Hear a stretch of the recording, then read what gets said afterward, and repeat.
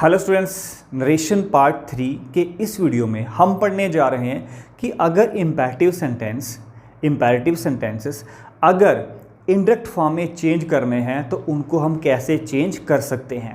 But first of all let me tell you कि imperative sentences होते क्या हैं। Imperative sentences are those sentence which contain the sense of advice, suggestion, request, order और forbid. जब आप किसी चीज़ की मनाही करते हैं या सजेशन देते हैं या एडवाइस करते हैं तो ऐसे सेंटेंसेस को हम इम्पेरेटिव सेंटेंस कहते हैं। इम्पेरेटिव सेंटेंस की एक और जो उसकी पहचान है वो ये है कि इम्पेरेटिव सेंटेंस हमेशा वर्ब से शुरू होता है।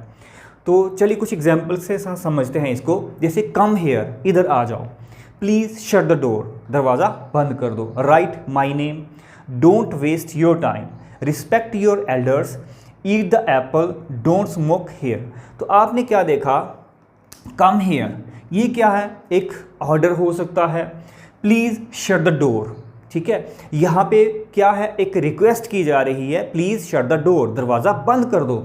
तो यहाँ पे डोंट वेस्ट योर टाइम, यहाँ पर क्या है, एक मनाही की जा रही है, फॉरबिडन हो रहा है यहाँ पे कि अपना टाइम वेस्ट मत करो। रिस्पेक्ट योर एल्डर्स, यहाँ पे क्या किया जा रहा है, एक सजेशन दी जा रही है, ठीक है, एडवाइस किया जा रहा है कि आपको बड़ों की रिस्पेक्ट करनी है।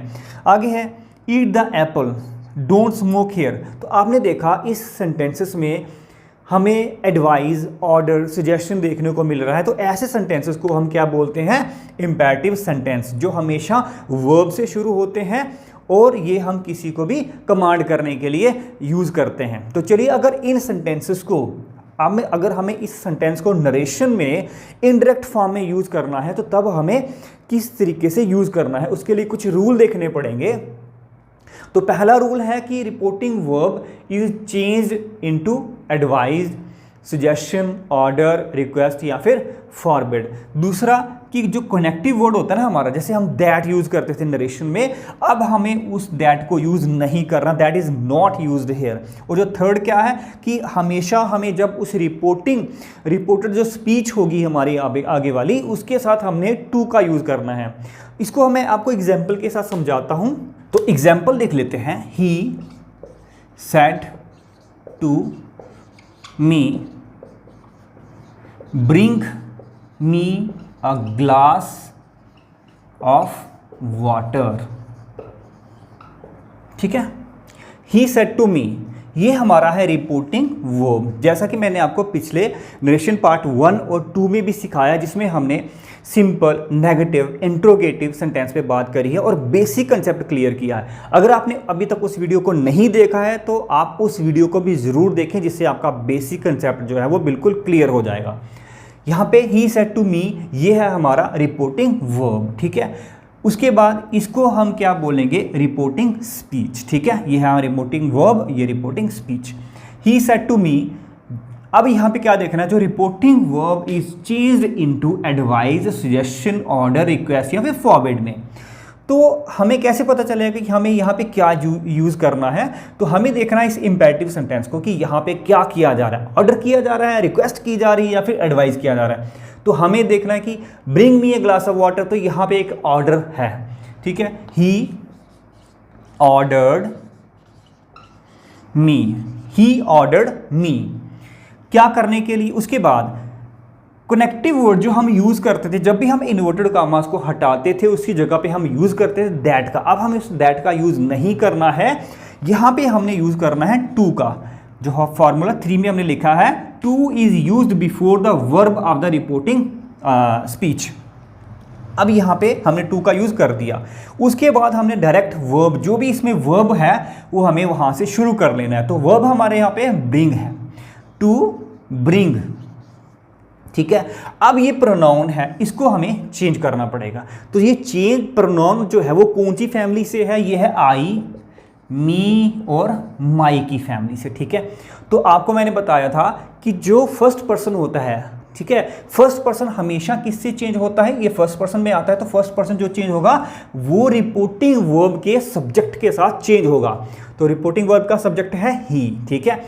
अब इसको हम यहाँ पे लाएंगे और कौन सी फॉर्म में लाएंगे, हम ऑब्जेक्टिव केस में लाएंगे, क्योंकि मी जो है हमारे पास ऑब्जेक्टिव केस में है, तो ही का ऑब्जेक्टिव केस क्या होगा, हिम। ठीक है, he ordered me to bring him, बाकी सेम रहेगा, to bring him a glass of water.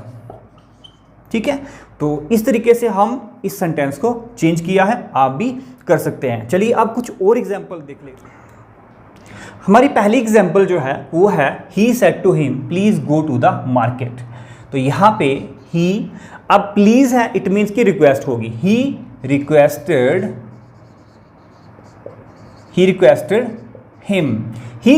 Him. अब यहाँ पे हमने क्या करना है, जो आपका इन्वर्टेड कॉमा है वहाँ पे हमने टू का यूज़ करना है। ही रिक्वेस्टेड हिम टू के बाद हमने किसका यूज़ करना है, वर्ब का यूज़ करना है। तो वर्ब यहाँ पे क्या है, गो। तो प्लीज़ को हम यहाँ पे नहीं लिखेंगे।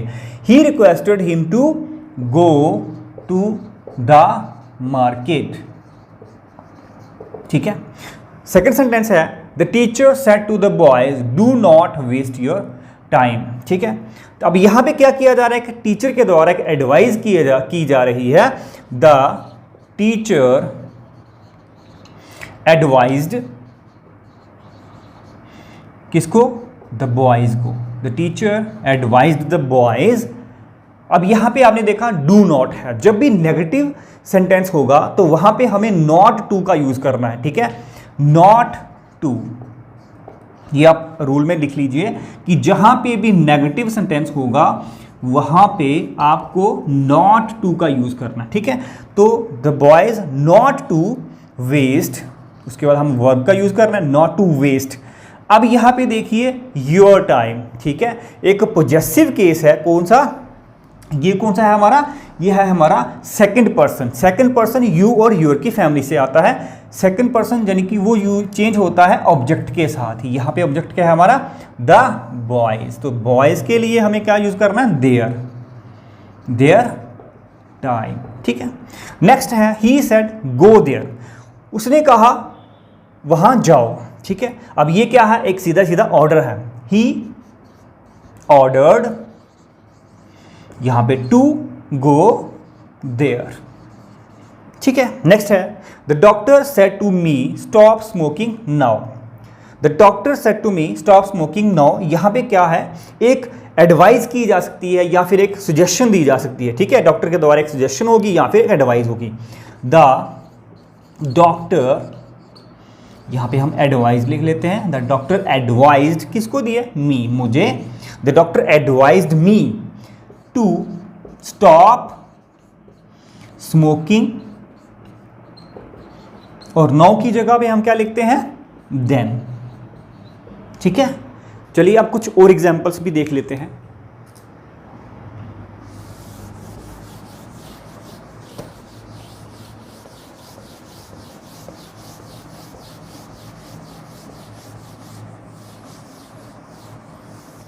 नेक्स्ट एग्जाम्पल है my teacher said B punctual.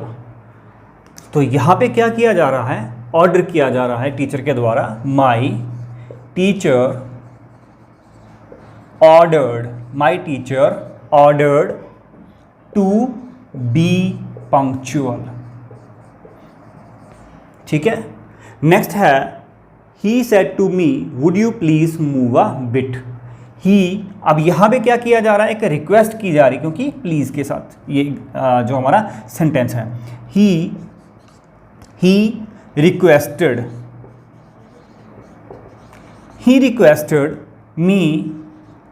Requested me to. अब मैंने आपको बताया कि टू के बाद हमें वर्ब का यूज करना है, तो हमें यहां पे वर्ब है मूव। ठीक है, he requested me to move a bit. ठीक है, he said to me don't worry. अब इस सेंटेंस को हम दो तरीके से कर सकते हैं। पहला है he advised me not to worry. जैसा कि मैंने आपको पहले भी सेंटेंस में समझाया कि जहाँ पे भी नेगेटिव होगा वहाँ पे हम नॉट टू का यूज़ कर सकते हैं, ठीक है। अगर आप यहाँ पे नॉट टू का यूज़ नहीं करना चाहते तो आप फॉरबिड का यूज़ कर सकते हैं। ही फॉरबिड मी टू वरी। जिस सेंटेंस में जब आप एक बार फॉरबिड यूज़ कर देंगे तो फिर आपको नॉट का यूज़ नहीं करना है। He forbid me to worry. I hope कि आपको इस वीडियो में बहुत कुछ समझ आ गया होगा कि इंपेरेटिव सेंटेंसेस को कैसे हम चेंज करते हैं इंडायरेक्ट फॉर्म में। अगर आप इस चैनल पर नए हो तो वीडियो को लाइक, शेयर और सब्सक्राइब ज़रूर करें। Thank you.